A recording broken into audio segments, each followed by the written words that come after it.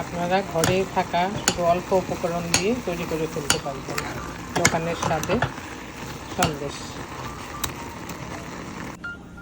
দুধ গরম করে নিচ্ছি, ছানা কাটিয়ে নিব। আজকে দুধের সন্দেশ বানাবো, ইনস্ট্যান্ট যেটা করা হয়। এই যে দুধটা অলমোস্ট ব্লক চলে এসেছে। এই পর্যায়ে আমরা টক দই এতে অ্যাড করব। আমি কোনো ভিনেগার ইউজ করব না, টক দই দিয়ে দুধটাকে কাটিয়ে নেব।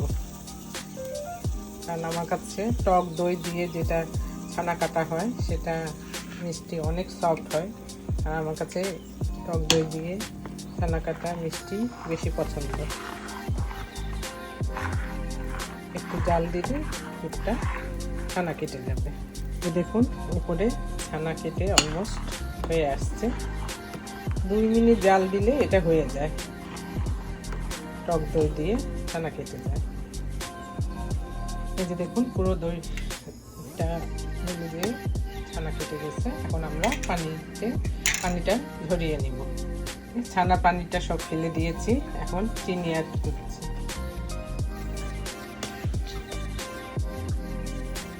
পরে এখানে 1 টেবিল চামচের মতো ঘিও অ্যাড করলাম। আমি ঘিটা দিলে ফ্লেভারটা ভালো আসে সন্দেশে। এরপরে যেটা করব, পাউডার মিল্কও আমি 2 টেবিল চামচের মতো এখানে অ্যাড করে নেব, মানে হাফ কাপের মতো আপনারা অ্যাড করে নেবেন। তো ব্যাস, আর কিছুই দিতে হবে না। এরপরে নেড়ে নিলেই সন্দেশ হয়ে যাবে। সব মিশিয়ে নিচ্ছি। এভাবে নেড়ে চেড়ে সব মিশিয়ে নেবেন। তারপরে যখন এই যে পানির মতন বের হয়েছে সেটা শুকিয়ে আসবে, তখনই বুঝবেন আমাদের সন্দেশটা হয়ে গিয়েছে।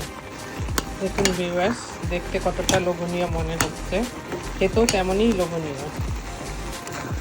আপনারা ঘরে থাকা শুধু অল্প উপকরণ দিয়ে তৈরি করে ফেলতে পারবেন দোকানের স্বাদে সন্দেশ। এই যে দেখুন আমার সন্দেশটা কালারটা একটু চেঞ্জ হয়েছে, আর আমি একটা বোলে এটা ট্রান্সফার করে নিলাম।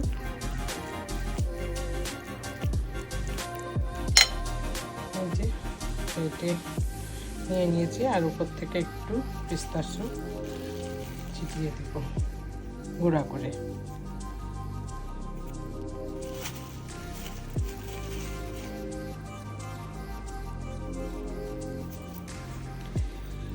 তো এই তো ভিউয়ার্স, তৈরি করে ফেললাম মজাদার ছানার বরফি বা ছানার সন্দেশ, যেভাবে বলেন, ঘরে রাখা অল্প উপকরণ দিয়ে। তা আপনারাও ট্রাই করিয়েন এইভাবে।